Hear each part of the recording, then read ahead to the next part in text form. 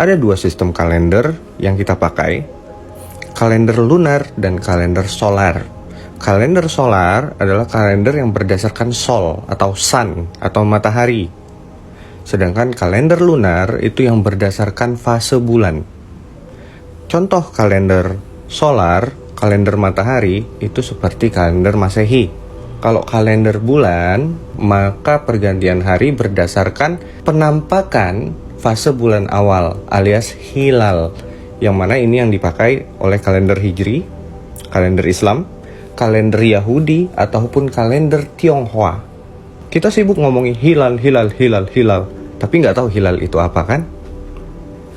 Saya kasih tahu, ini adalah fase bulan. Fase penampakan cahaya bulan baru itu disebut dengan hilal. Lalu cahaya ini makin hari makin penuh. Setelah penuh menjadi full moon. Full moon ini pasti pertengahan bulan Hijriah. Setelah full moon, dia pasti semakin lama semakin habis. Ini yang disebut bulan tua. Habis fase bulannya, muncul lagi bulan baru. Jadi yang disebut hilal adalah penampakan bulan baru. Begitu. Kenapa Nahdlatul Ulama dan Muhammadiyah sering berbeda pendapat? Karena perbedaan metode menentukan bulan baru kapan.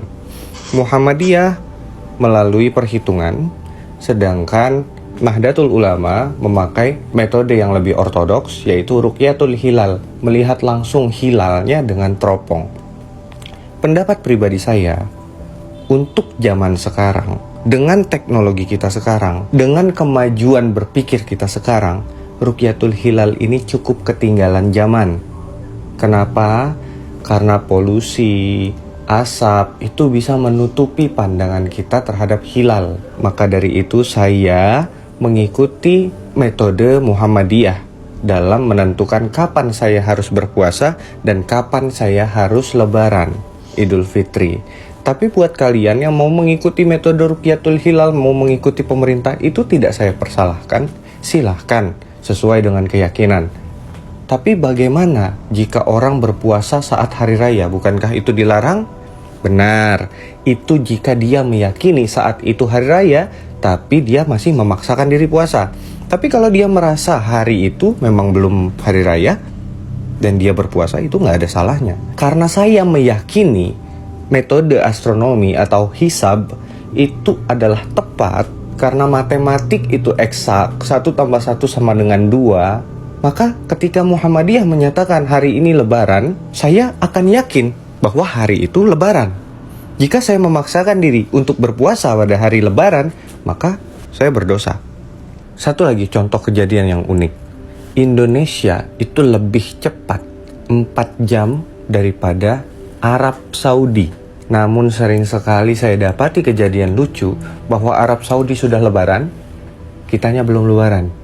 Dan orang Indonesia yang tidak mengerti kebanyakan ngejudge Muhammadiyah lebaran kecepatan. Padahal menurut Muhammadiyah, masyarakat yang lebarannya kelamaan. Kenapa?